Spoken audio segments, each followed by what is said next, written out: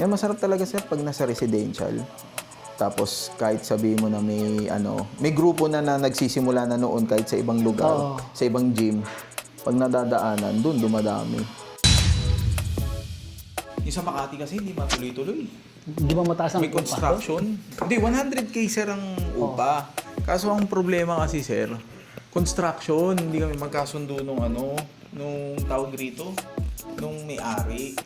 Kasi gusto niya 5 years, tapos ako magko-construction. Eh paano pag pag dumating yung dumating yung time na increase niya ako after 5 years. Siyempre, mapipilitan ako umalis. Eh, ikaw na muna maigi dun Ako sa na muhunan, tapos magka-idea siya na... Masyadong maikli yun kasi yung 5 years na Kaya yun, nga sir, saka tapos ako construction.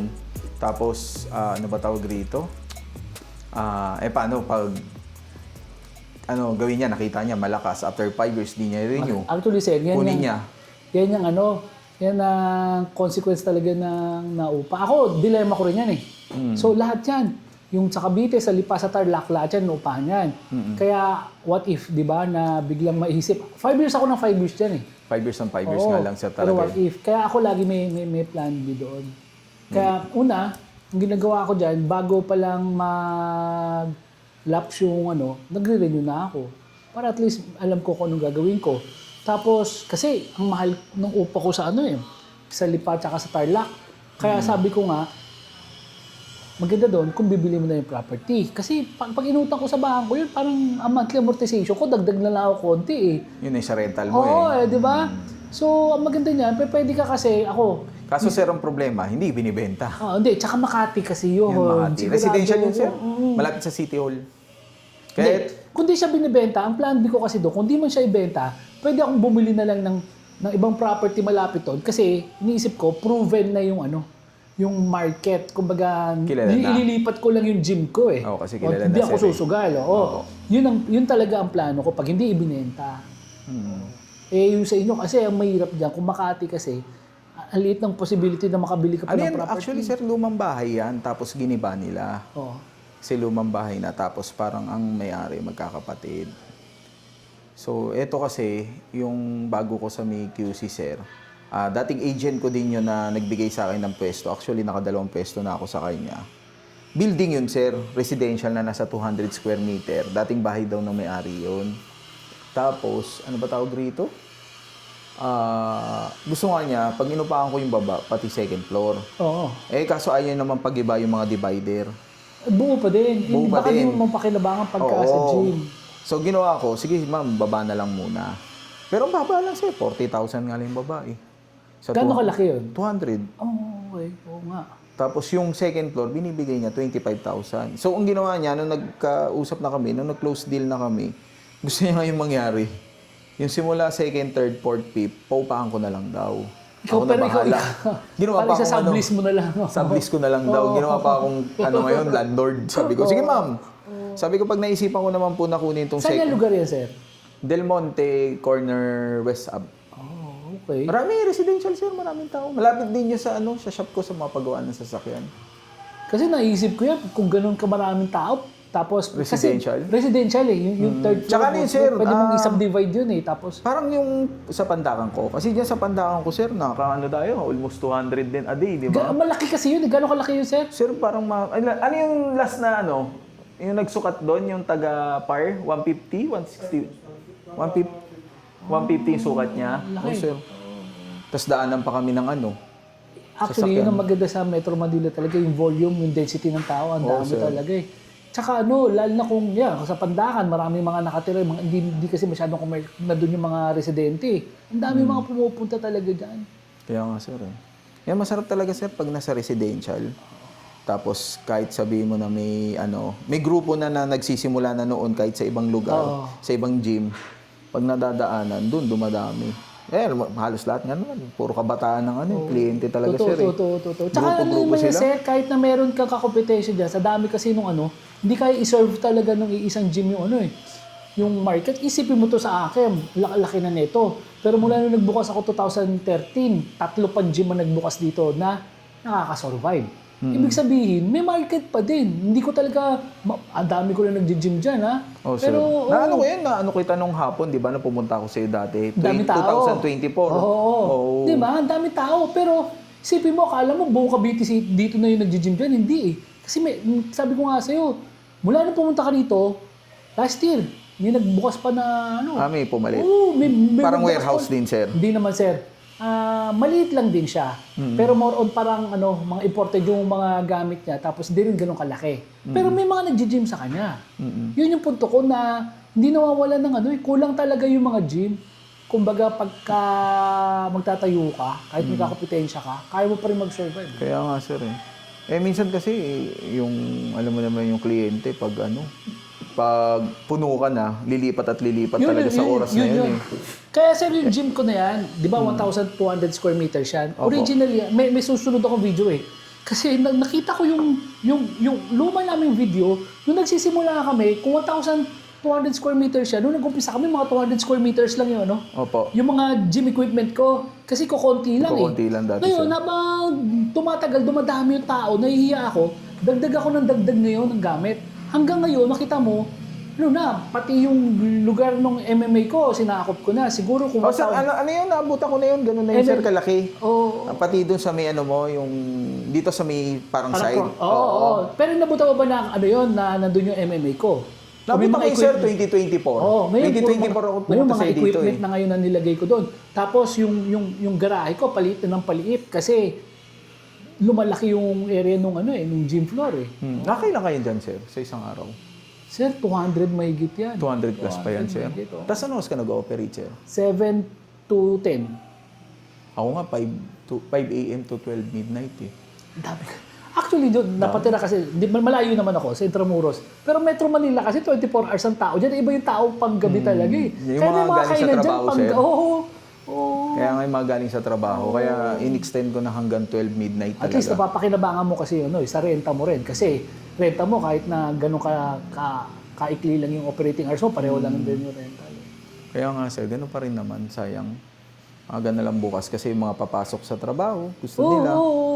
Gym muna kasi nga, pag uwi, alam mo naman, sir, traffic, pagod. Totoo. Kaya yun. Ayun, sir, ano ba pwede namin idagdag? Kasi ipafinalize ko na lang. Nagpicture na ako doon ng mga pwede namin idagdag. May message na lang po ako doon sa anak mo. Tapos, sir, yung in-offer mo sa akin yun, titignan ko na lang yun. Oo, sa baba. Pero nakatayo siya, pero wala yung Pero Magkano yun, sir? 95. Sige, sir, Pero kung yun, ang magkakasya. equivalent noon, crossover yun sa unahan na adjustable.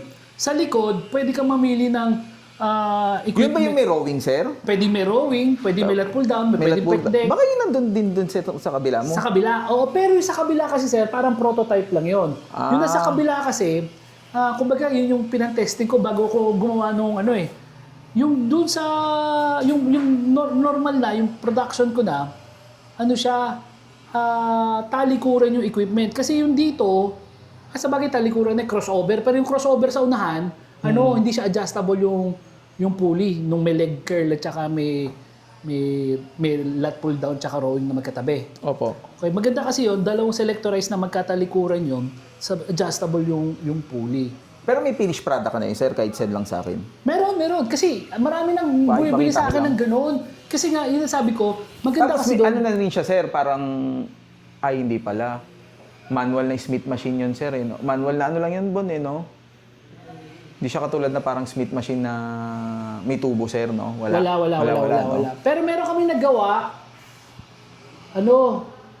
pero masyadong komplikado yun eh. Yung ginawa namin, may crossover, may Smith machine, tapos sa likod, mayroon ding cable equipment. Kaso yung cable equipment, limited lang. Kundi lat pull down, rowing, at saka leg curl. Kasi, yung Smith machine kasi, makitid yun eh. Hindi mo pa pwedeng, hindi katulad yung ibang nakita mong gamit to, masyadong malaki yung loob. Opo. Hindi mo mapapalaki yung loob kasi yung Smith machine kasi, meron lang dimension. So meron ako nakatayo dyan mamaya, yung 4x4 ko. Yung unahan niya, adjustable pulley na crossover. Opo. Pero pwede ka rin mag-squat rack kasi may J-hook. Opo. Tapos sa gitna, may Smith machine. Tapos yung likod nun, pwede natin i-extend para doon sa ibang equipment. na pwedeng ilagay doon na cable equipment. Okay, sir. Sige po. Itingnan natin yan, sir.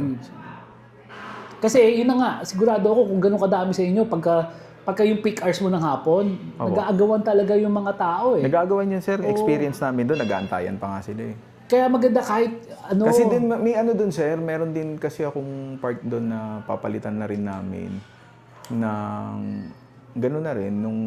Yung parang package mo na crossover na dalawa. Oo. Para kasi nag-aagawan talaga Yun yung sa sabi gabi. ko. Kasi yung crossover, hindi lang naman sa ganun ginagamit yun. Pwede isang side. Di ba? Ang problema mo daw, pag ginamit yung isang side, yung gusto gumamit ng buo, wala. Wala, Di sir. ba? Kaya maganda na at least mahigit dalawa yung ano mo. Yung, Oo, sir. Para kahit yung crossover mo. nagpupuli ng sabay, pwede talaga. Oo, kasi kunyari, marunong naman na mag-gym yung ano, tapos ang daming tao, kaya ko na mabuo yung program ko doon sa ano eh, sa cable equipment na yun eh, di ba?